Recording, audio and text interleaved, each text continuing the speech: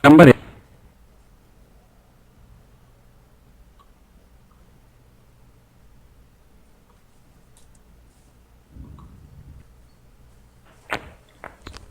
Gambarnya ada. Oke, kita mulai saja ya.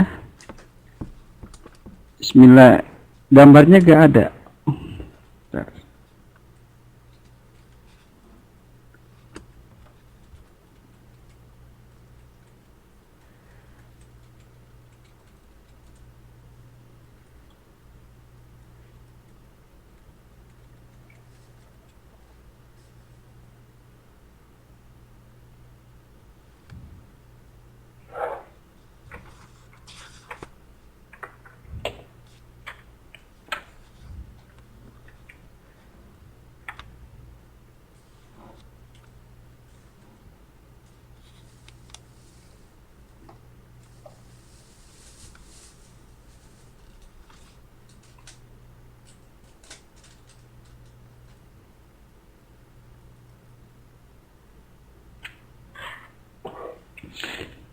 Oke, mungkin enggak.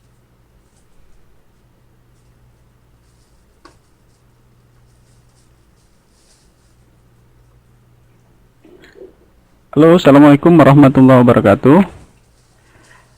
Selamat malam semua. Malam ini kita bertemu kembali dalam TTM pengantar bisnis yang keempat, modulnya modul 5. Mohon maaf, ini gambarnya tidak bisa kelihatan, tapi suaranya mungkin membantu ya. Oke, modul malam ini yang akan kita bahas adalah mengenai pengelolaan produksi, operasi dalam bisnis. Nah, sementara itu saya siapkan ada 2 PowerPoint di sini, di dashboard yang satu lagi nanti kita akan lihat. Oke, nah materi yang kita bahas di malam ini diantaranya adalah produksi barang dan jasa, perencanaan operasi, prediksi output, kapasitas lokasi, layout, dan kualitas metode. Nah, saya langsung saja ke materi selanjutnya, yaitu produksi barang dan jasa. Yang pertama adalah ruang lingkup produksi, tipe-tipe sistem dan proses produksi, karakteristik barang dan jasa, klasifikasi sistem jasa, perbedaan operasi jasa dan barang manufaktur. Nah, kita mulai ya. Jadi yang pertama perlu diperhatikan bahwa kehadiran pengusaha atau kehadiran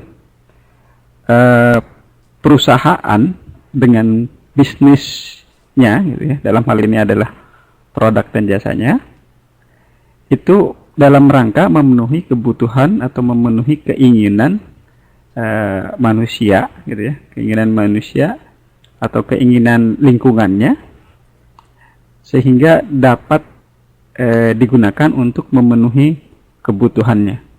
Nah, ruang lingkup produksi, kita mulai ini. Ruang lingkup produksi adalah suatu proses produksi ya, dapat menyediakan atau meningkatkan daya guna ya. Daya guna sama dengan manfaat atau utility bagi konsumen melalui penciptaan produk. Nah, ini ada kata penciptaan produk gitu. Nah, kemarin di beberapa pertemuan sebelumnya sudah kita bahas mengenai faktor-faktor produksi ya, proses mengolah dari input menjadi output. Nah, sekarang macam-macam utilitas ya. Macam-macam utilitas di sini.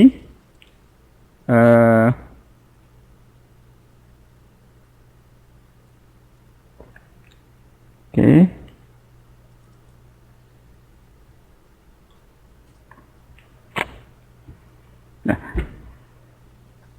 utilitas waktu yang pertama gitu ya. Utilitas waktu ini perusahaan atau pengusaha ya berusaha untuk menyediakan daya guna waktu dengan menawarkan barang atau jasa pada saat konsumen menginginkannya gitu. Nah, paling gampang itu adalah ketika kita merasa lapar di jam-jam istirahat antara jam 12 dan jam 1 siang gitu, atau antara jam 6 sore sampai jam 7 malam, khasnya Taiwan. Itu pengusaha-pengusaha catering itu menyediakan kebutuhan makan kita di waktu-waktu tersebut. Jadi pengolahan produk, pengolahan input disiapkan atau disediakan pada waktu-waktu tertentu. Nah, kemudian ada utilitas tempat gitu ya. Nah, yang paling gampang kita lihat adalah kehadiran store atau market untuk memenuhi keinginan atau kebutuhan konsumen gitu. Nah, kenyamanan gitu ya, kenyamanan atau kebersihan tempat pun menjadi sesuatu yang diperlukan di dalam penyediaan produk ya, yang didasarkan pada utilitas tempat. Jadi kemudahan tempat ketika kita ingin mengakses kebutuhan kita itu dapat dengan mudah ditemui. Ya, kalau di Taiwan tuh setiap jalan itu selalu ada yang namanya 7-Eleven dan Family Mart gitu ya. Oke. Nah, di kanan kiri gitu, kanan kiri sekitar tempat tinggal kita di Taiwan ini, kita dapat dengan mudah menemui tempat-tempat pemuasan kebutuhan kita gitu ya. Dalam hal ini adalah produk. Nah, dan banyak lagi contohnya gitu. Tidak hanya seputar kehidupan urusan sandang ya atau pangan. Nah, yang ketiga kepemilikan. Nah, utilitas kepemilikan ini adalah produk yang dibuat oleh producer gitu ya. Itu dapat dimiliki oleh kita ketika barang tersebut sudah diproses gitu. Sudah diproses, misalkan dari benang atau dari kapas diproses menjadi benang ya.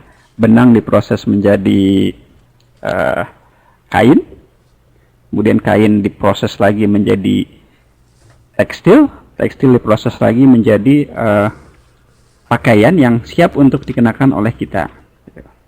Nah, kemudian bentuk gitu ya, utilitas bentuk. Nah, ini yang bentuk itu yang pertama tadi, yang utilitas bentuk. Nah, kalau kepemilikan itu dari proses raw material ya, dari benang tadi sampai menjadi pakaian, itu kita dapat memilikinya. Ya, yang kemarin kita sebut adalah ya terjadinya barter atau terjadinya proses peralihan kepemilikan. Ya, melalui alat tukar yang namanya uang. Oke. Nah, ini banyak contohnya. Seperti biasa sebelumnya, untuk Mas Yohanes absensi malam ini jangan lupa ditulis. Oke. Selanjutnya gitu ya. Ini kita lihat ya. Kita lihat ini ada di modul Anda di halaman 5.5 ya.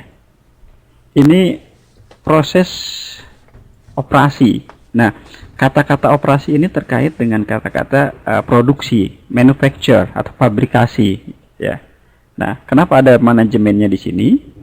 Manajemennya di sini adalah seperti proses POAC atau perencanaan di dalam sampai controlling dari kegiatan fabrikasi yang akan dilakukan. Nah, kalau di sini kita lihat manajemen operasi adalah proses sistematis yang Mentransformasikan itu sama dengan mengubah sumber-sumber daya input menjadi barang atau jasa. Nah, ini ada sumber inputnya, material, tenaga kerja, mesin, energi listrik, teknologi, terus informasi. Nah, proses transformasi atau kompetensi manajemen operasi itu meliputi mulai dari desain, ya, kemudian pengimplementasian, pengendalian sistem operasi, kemudian terjadi output balik. Nah, akhirnya outputnya adalah barang dan jasa. Nah, di proses perencanaan sistem desain ini sering kita sebut adalah pembentukan misalkan pola, ya, pola dari yang akan dibuat prototype, ya, pola prototype, kemudian dilaksanakan. Kalau kain berarti dipotong, pemotongan kain, ya, kemudian sesuai pola yang sudah dibuat. Nah, kemudian outputnya berupa barang atau jasa. Nah, kalau jasa ini nanti kita lebih banyak di tipe atau di jenis produk, gitu ya. Nah, oke, selamat bergabung yang baru hadir, ya. Kita baru membahas di halaman 5.6. Oke. Proses atau tipe-tipe sistem produksi ini ada dua, gitu ya. Proses fokus sistem, ini ada kata proses, kemudian ada yang berorientasi kepada produk, ya. Yang proses atau fokus sistem ini volume produksinya rendah, ya. Variasi produk tinggi, sistem produksi lebih fleksibel dalam mengakomodir keinginan konsumen. Nah, ini lebih mengarah ke produk-produk pesanan, gitu ya, atau barang-barang pesanan, ya. Karena barang-barang pesanan itu jarang yang banyak, gitu ya, tapi relatif bisa dihitung. Oke. Kemudian karena pesanan, maka disesuaikan dengan kebutuhan si pemesan, maka variasi produknya akan sangat tinggi. Nah, kemudian sistem produksi lebih fleksibel, jadi sangat sesuai keinginan konsumen. Nah, kalau yang produk sistem, ya, oke. Halo?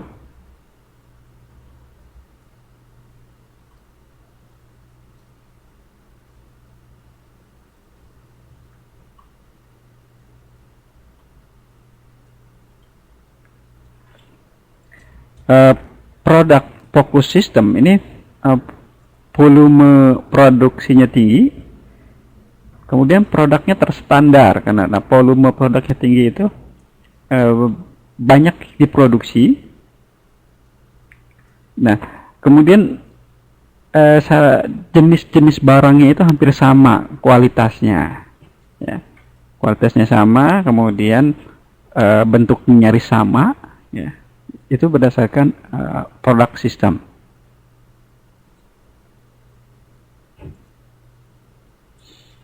Nah, yang selanjutnya ini adalah tipe, gitu ya.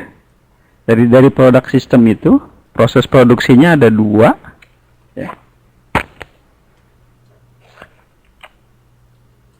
Halo, ini ada yang nggak ada suaranya?